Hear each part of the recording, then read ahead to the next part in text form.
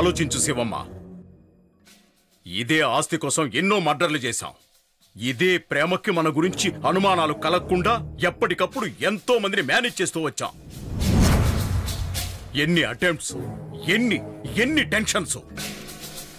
ఇక మీదటివేవి పడకుండా ఒకే ఒక్క అటెంప్ట్, ప్రేమని చంపేద్దాం.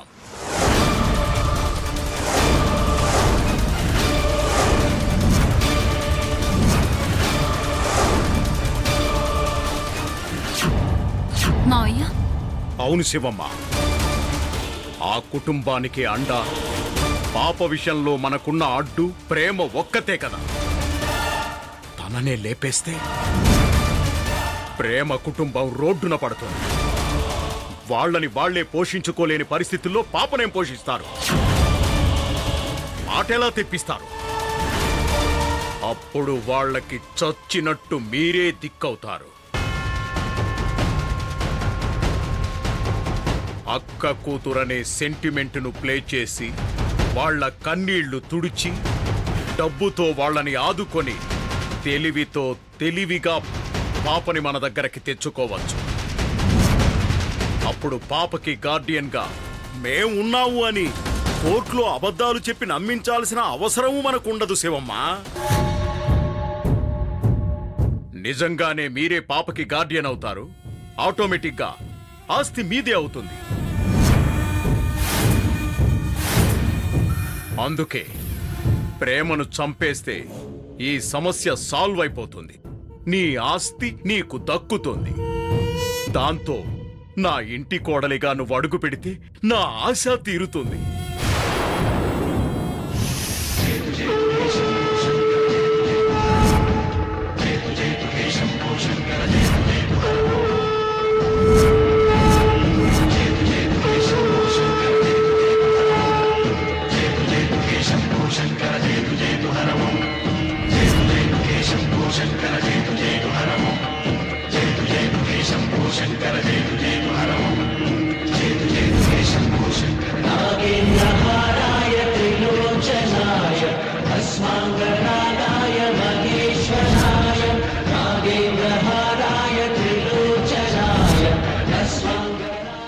నమస్కారం స్వామి.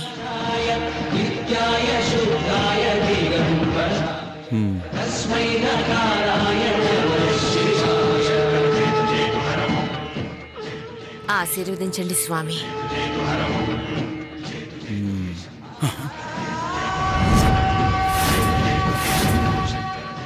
చెప్పమ్మా, నాతో ఏమిటి పని? ఇది నా మనవడు ప్రణయ్ జాతకం స్వామి. ఎన్నిసార్లు అనుకున్నా వాడి పెళ్లి జరగడం లేదు. వాడి జాతకంలో ఏదైనా దోషం ఉందేమో మీరు చూసి చెప్తారని వచ్చాను స్వామి.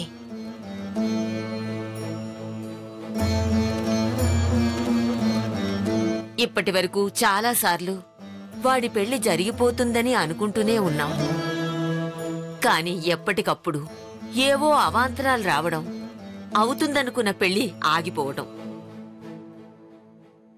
అందరికీ ఇష్టమే అయినా పరిస్థితులు మాత్రం అప్పటికప్పుడు వ్యతిరేకంగా మారుతున్నాయి, అడ్డుగా నిలబడుతున్నాయి. ఇప్పుడు కూడా అదే పరిస్థితి స్వామి. ఏమిటి స్వామి, ఏమీ మాట్లాడడం లేదు? వాడి జాతకంలో ఏదైనా దోషం ఉందా? దానికి ఏదైనా పరిహారం ఉందా? చెప్పండి స్వామి. మీ వాడికి ఖచ్చితంగా పెళ్లి జరుగుతుందమ్మా.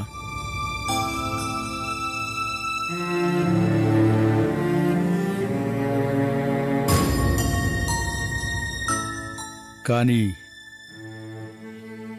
ఒక చావు తర్వాత ఈ జాతకుడికి పెళ్లి యోగం ఉంది.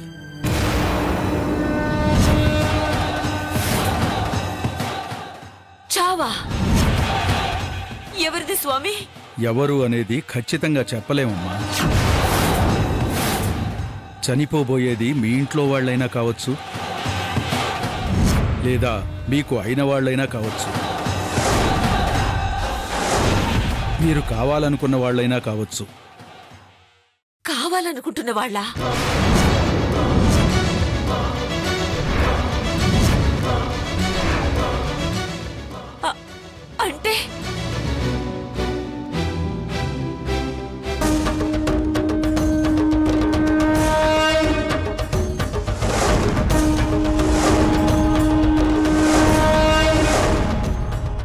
వద్దు మావయ్య, ప్రేమని చంపడం కరెక్ట్ కాదు. ఏ శివమ్మా? కారణాలుంటాయి, అన్నీ నీతో చెప్పలేను. ఇప్పటికే మనం అనుకున్నవేవి అనుకున్నట్టు జరగడం లేదు. ఏదైనా తేడా వచ్చిందంటే మొత్తానికి మునిగిపోతాం. ఏ టైంలో ఏం చేయాలో నేను చెప్తాను. అంతవరకు కాస్త ఓపిక పట్టు.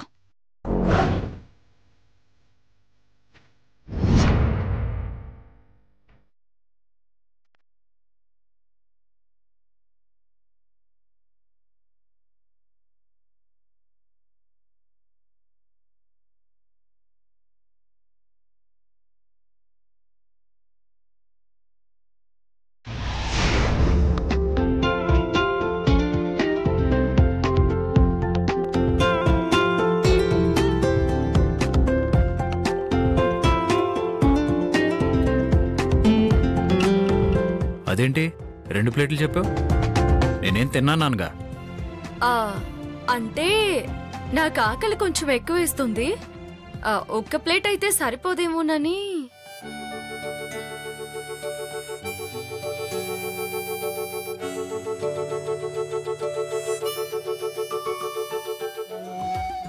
అదేంటి నా వైపు తోస్తున్నావు? తిను.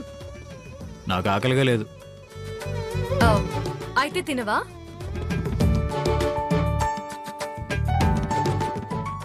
Hello, excuse me.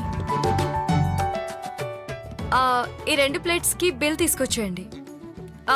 హలో, ఈ టిఫిన్ తీసుకువెళ్ళి బయట ఎవరైనా ఆకలితో ఉంటే వాళ్ళకి ఇచ్చేసేయండి. ఏ ఆగు, నువ్వు వెళ్ళు. ఆకలేస్తున్నాను ఆర్డర్ చెప్పి తినకుండా బయట ఆకలితో ఉన్న వాళ్ళకి ఇచ్చేయమంటావేంటి? అంటే నాకు ఒక వీక్నెస్ ఉంది. నాకు కంపెనీ లేకపోతే నేను తినలేను.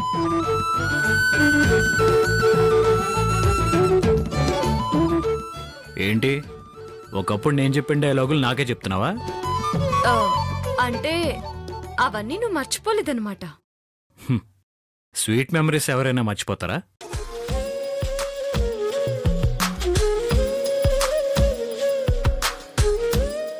ప్రణయ్, ఈ కాంపిటీషన్లో నేను పాట పాడాలనుకోవడం నీకు నిజంగా ఇష్టం లేదా? ఇష్టం లేదని కాదు, కానీ పెళ్లి క్యాన్సిల్ అయిన విషయం ఫ్రెండ్స్తో ఎలా చెప్పాలి? కారణం ఏమని చెప్పాలా అని. అయినా ఈ ప్రోగ్రాంలో కంటెస్ట్ చేయాలనుకుంటుంది ఆ ప్రైజ్ మనీ కోసమేగా. మీ ఇంట్లో కష్టాలు, అంకుల్ హాస్పిటల్ బిల్సు, వీటి కోసమేగా.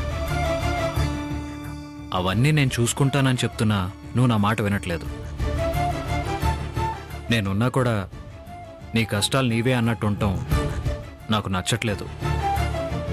నాకు గిల్టీగా ఉంది ప్రేమ.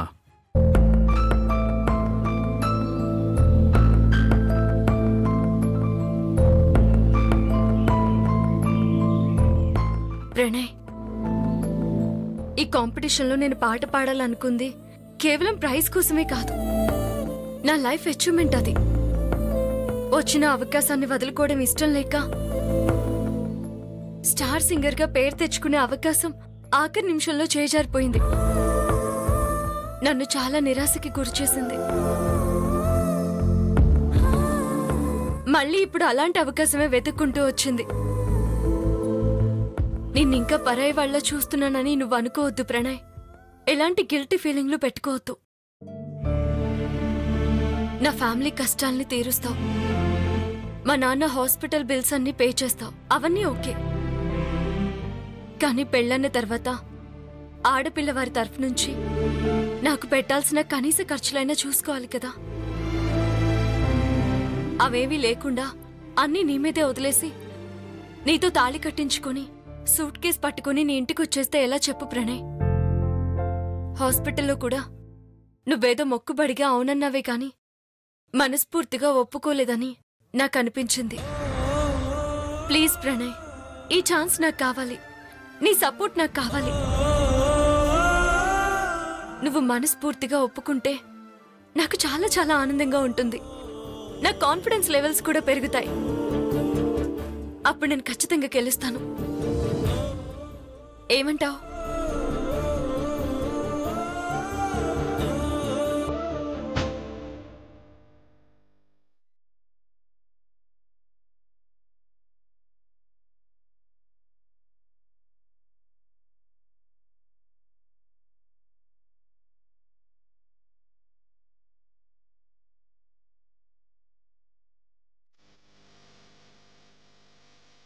అంటే నిజంగానే నేను ఈ కాంపిటీషన్లో పాల్గొనడం ప్రణయ్కి ఇష్టం లేదన్నమాట.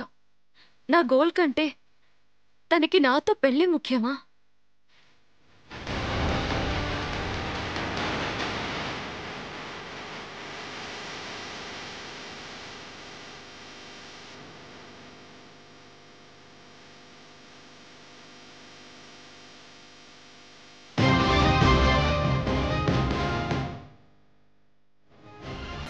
హనీయా?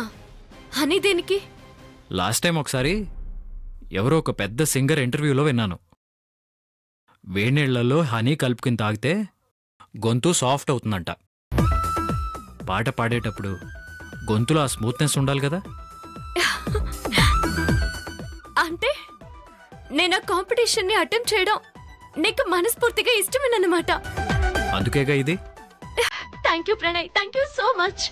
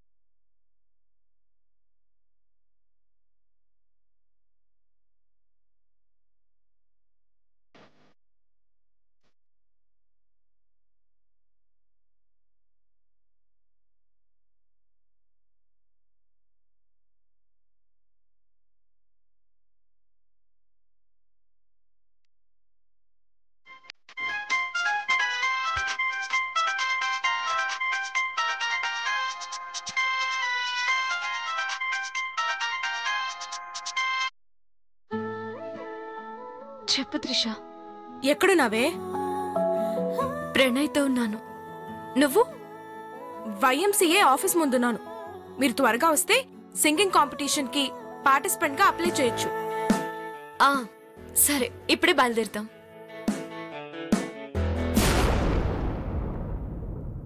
ప్రణయ్, పాటల పోటీకి అప్లై చేసొద్దాం రా.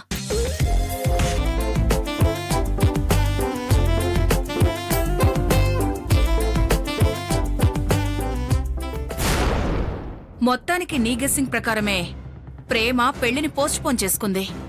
చెప్పాను కదమ్మా, ప్రేమ తనకంటే తన ఫ్యామిలీ సెక్యూరిటీ గురించి ఆలోచించే మనిషి అని. అది సరేగాని స్నేహ, ఇప్పుడు ప్రేమ ఈ పోటీలో గెలిస్తే ప్రైజ్ మనీతో పాటు పెద్ద సెలబ్రిటీ అయిపోతుంది. డెఫినెట్ గా. అంత పెద్ద సింగింగ్ కాంపిటీషన్ లో గెలిస్తే సెలబ్రిటీ కాకుండా ఎలా ఉంటుంది? అప్పుడు నీకే నష్టం కదా. ఇప్పుడంటే ప్రేమ ఆర్డినరీ సింగర్. కేవలం పాప అనే లోకే ప్రణయ్ని ప్రేమ వైపు తీసుకెళ్ళింది. ఈ కాంపిటీషన్లో నెగ్గి ప్రేమ అనుకున్నట్టు సెలబ్రిటీ అయిందంటే అప్పుడు ప్రేమకి ఫైనాన్షియల్ గా ప్రాబ్లమ్స్ ఉండవు. పైగా సెలబ్రిటీ అనే హోదా. అప్పుడు ప్రణయ్ కూడా ప్రేమ వైపే వెళ్ళిపోతే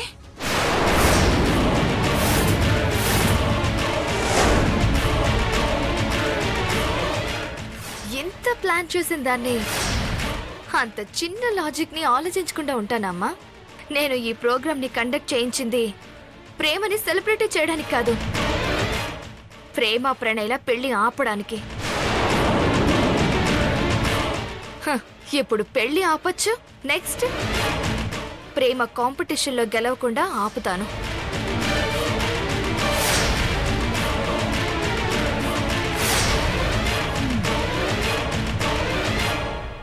ఇది ఏం చేస్తుందో, దీని ఆలోచనేంటో ప్లాన్ ఏంటో నాకు ఏమీ అర్థం కావడం లేదు.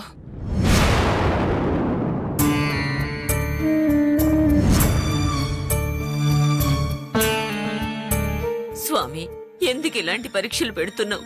ప్రణయ్ ప్రేమల పెళ్లికి అనుకున్న ప్రతిసారి ఏదో ఒక రూపంలో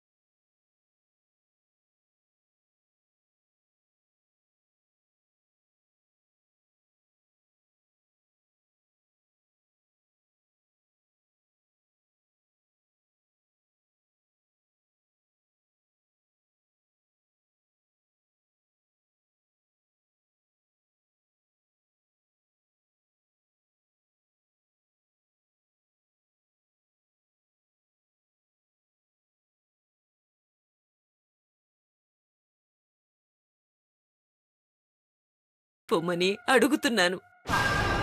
ఏంటా మాటలు? ఊరికే అన్నారా? ఒరిగిపోయే వయసులో తీసుకుపోమ్మని కొత్తగా దేవుడికి అప్లికేషన్ పెట్టాలా? ప్రణయ్, నాదో చిన్న కోరికరా. ఏంటది? ప్రేమ చాలా మంచి పిల్లరా, నిన్ను నమ్మింది. రేపు మీకు పెళ్ళి అయిన తర్వాత ప్రేమ నువ్వు బాగా చూసుకోవాలి నాన్నా. ఇవాళ నీకేమైంది నానమ్మా? మమ్మల్ని అందరినీ వదిలి నువ్వు ఎక్కడికో వెళ్ళిపోతున్నట్టు, ఇక నువ్వు మా మధ్య ఉండనట్టు ఈ అప్పగింతలేంటి? ఏ క్షణం ఎలా ఉంటుందో ఎవ్వరూ చెప్పలేరు కదరా. అందుకే మీ పెళ్లి తొందరగా జరగాలని తొందరపడుతున్నాను. మా పెళ్లి జరగటం కాస్త ఆలస్యం అవచ్చేమో గానీ జరగటం మాత్రం ఫిక్స్. నువ్వు చూస్తూ ఉండు. నువ్వు మా పెళ్లి జరగటం మాత్రమే కాదు, మాకు పుట్టే పిల్లల్ని కూడా ఎత్తుకుని ఆడిస్తావు. సరేనా?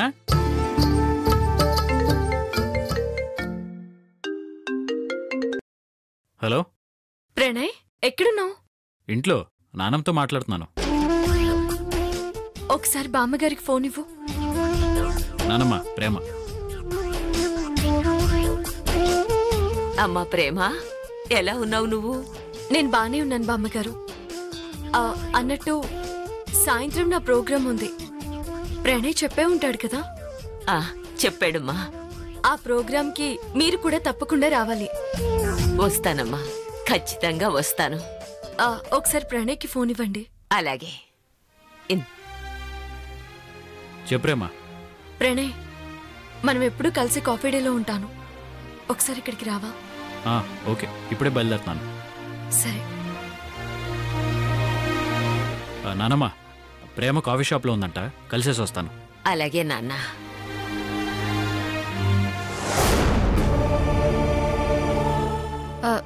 డాక్టర్, మా డేవిడ్ అంకుల్కి ఎలా ఉంది? ఇలా ఉందని చెప్పడం చాలా కష్టం అమ్మా. Condition is too critical. ఏ క్షణాన ఏదైనా జరగచ్చు. మా ప్రయత్నం మేము చేస్తున్నాం. ఆ తర్వాత వాళ్ళ అదృష్టం దేవుడి దయ. ఇలా చెప్పడానికి ఆ శివగ్ని మీకు ఎంత డబ్బిచ్చింది?